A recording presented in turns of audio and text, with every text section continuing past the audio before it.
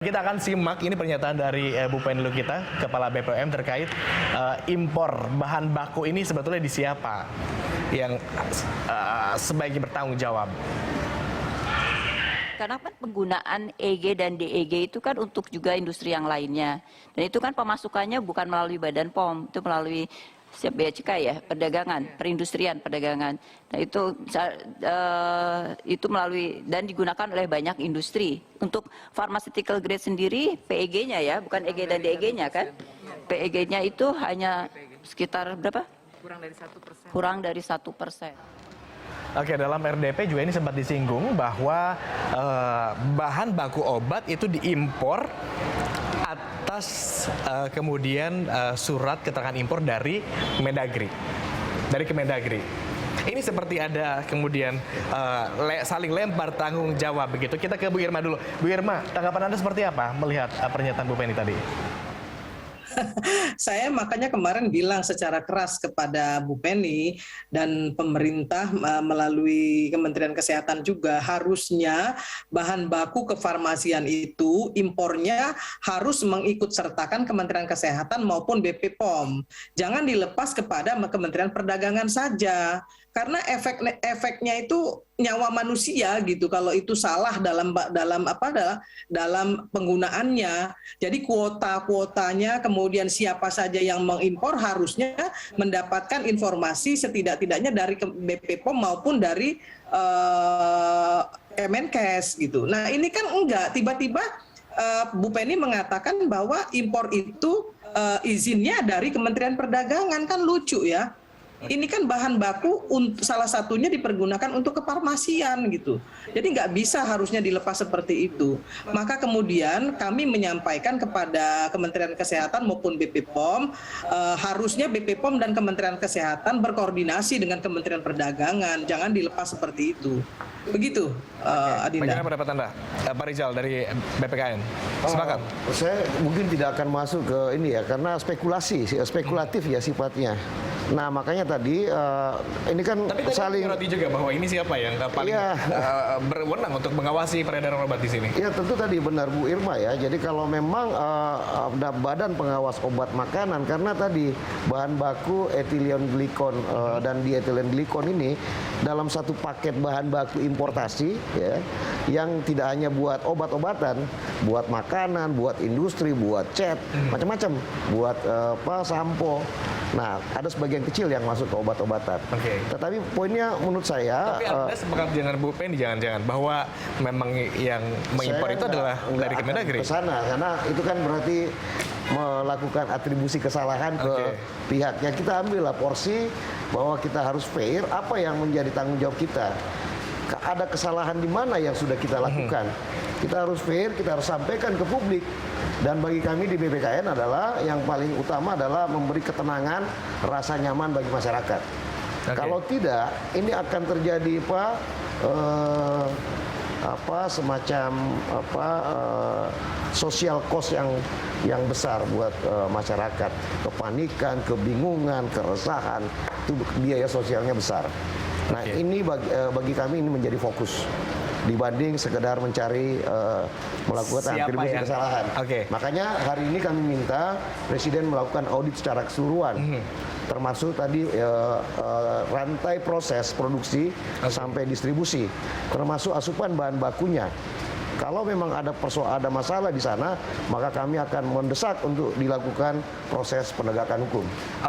Dan untuk mengkonfirmasi beberapa pembicaraan kita tadi, kita juga sudah terhubung akhirnya dengan Bu Siti Nadia Tarmizi, Kabiro Komunikasi dan Penerangan Publik dari Kemenkes. Bu Nadia, selamat sore Bu Nadia.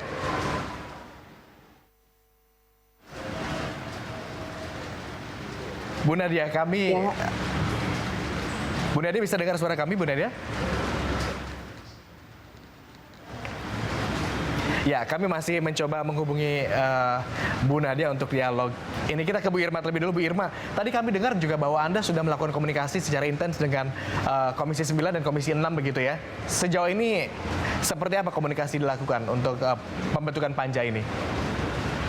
Panja akan dilakukan oleh Komisi 9. Namun jika panja tidak mendapatkan hasil yang paripurna, maka kemudian kita akan membentuk pansus. Maka yang harus segera menemukan jalan terangnya adalah Kementerian Kesehatan dan BP POM. Jangan sampai kasus ini gelap. Jangan sampai korban terus berjatuhan ya. Jangan sampai terus eskalasinya meningkat. Sementara kita sudah sibuk cari obat ke sana kemari. Padahal akar masalahnya masih belum ketemu. Itu yang bikin kita kesel. Itu yang bikin kita marah gitu ya. Korban terus eskalasinya meningkat. Padahal antidotumnya udah dibeli. Nah, ini yang harus diselesaikan oleh Kementerian Kesehatan maupun BP POM. Ayo dong, ya koordinasi yang efektif, koordinasi yang konstruktif, temukan sebabnya, maka kemudian dapat solusinya gitu. Kita nggak ingin bicara seperti yang beliau tadi sampaikan. Kita tidak ingin mengatakan si A, si B, si C salah, nggak. Kita nggak mencari kesalahan orang. Tapi yang salah ya patut untuk bertanggung jawab, kan seperti itu. Oke, tadi kalau Pak Rijal bilang harus ada audit begitu. Tapi mekanisme pengawasan kualitas obat seperti apa yang Anda sarankan agar ini kemudian tidak terjadi ke depannya?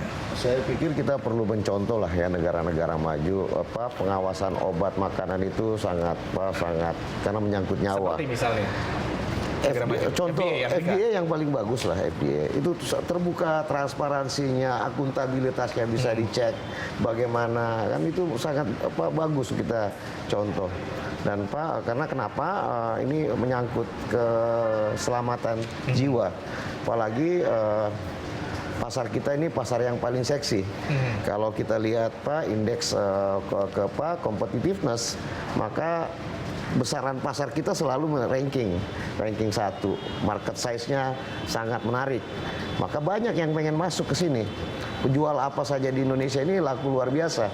Obat-obatan, beauty care, fashion, semuanya laku. Nah, tetapi kita harus bisa memberi pemerintah, penyelenggara negara dalam hal ini pemerintah, harus bisa memberi keamanan bagi warga negara yang akan mengkonsumsi itu. Makanya ada otoritas pengawas. Otoritas pengawas harus bisa melakukan tindakan-tindakan yang akuntabel, Pak, punya transparansi, disampaikan. Kan yang ada belum, begitu, kita punya undang-undang keterbukaan informasi publik. Artinya apa? Informasi pengawasan dari kita ke Bu Nadia dulu. Kita coba hubungi lagi Bu Nadia. Bu Nadia sudah bisa terhubung. Bu Nadia, selamat sore. Sore Mas Agus. Oke, Bu Nadia, kita nantikan Bu Nadia dari awal segmen tadi sebetulnya. Ada Bu Irma dari Komisi 9 DPR, ada Pak Rijal dari BPKN. Tadi kami mempertanyakan diskusi terkait bagaimana solusi gagal ginjal akut ini sementara penelitiannya saja itu belum ketemu seperti apa. Akar masalahnya belum diketahui penyebabnya, katanya etilen glikol. Tetapi ternyata beberapa kasus justru anak-anak tidak mengkonsumsi sirup yang mengandung etilen glikol, tapi tetap saja kena gagal ginjal begitu. Iya, jadi mungkin selamat sore Bu Irma, Pak Rizal. Jadi mungkin karena prioritas kita semua ini adalah menyelamatkan tentunya nyawa anak-anak kita.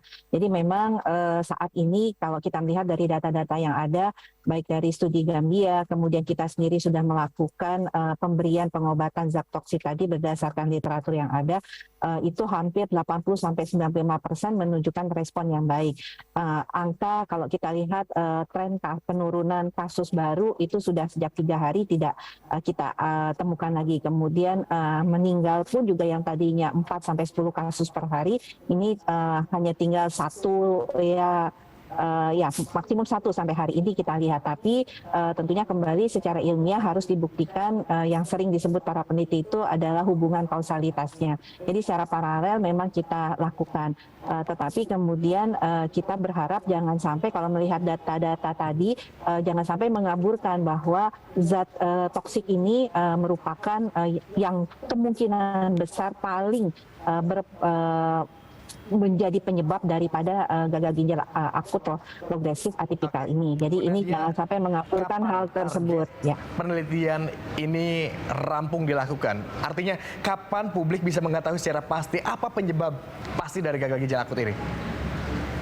Ya, November ini penelitian ini akan selesai ya, tentunya karena kita juga harus melihat jumlah sampel yang ada, tapi artinya kalau kita lihat tadi angka kematian yang trennya turun dan hanya 1 kasus, bahkan kemarin itu tidak ada sama sekali kasus kematian yang dilaporkan, ini artinya suatu hal yang baik. Dan obat itu 87% itu adalah hibah ya sebenarnya. Baik, Bu Nadia, kami nantikan November ini hasil dari penelitian sudah menjawab setiap kerisauan, setiap rasa-rasa yang dirasakan oleh orang tua yang memiliki anak di luar sana. Mudah-mudahan ini menjadi janji yang kita pegang bersama-sama dari Kemenkes bahwa November ini penelitian selesai, rampung dilakukan dan solusi dari masalah tersebut bisa kita temukan bersama-sama. Terima kasih atas waktunya, Bu Nadia. Diskusi ini hangat sekali untuk kita perbincangkan, namun durasi kita terbatas. Pak Rizal, terima kasih atas waktunya. Bu Irma juga terima kasih sudah bergabung bersama kami di Berita Satu Sore. Dan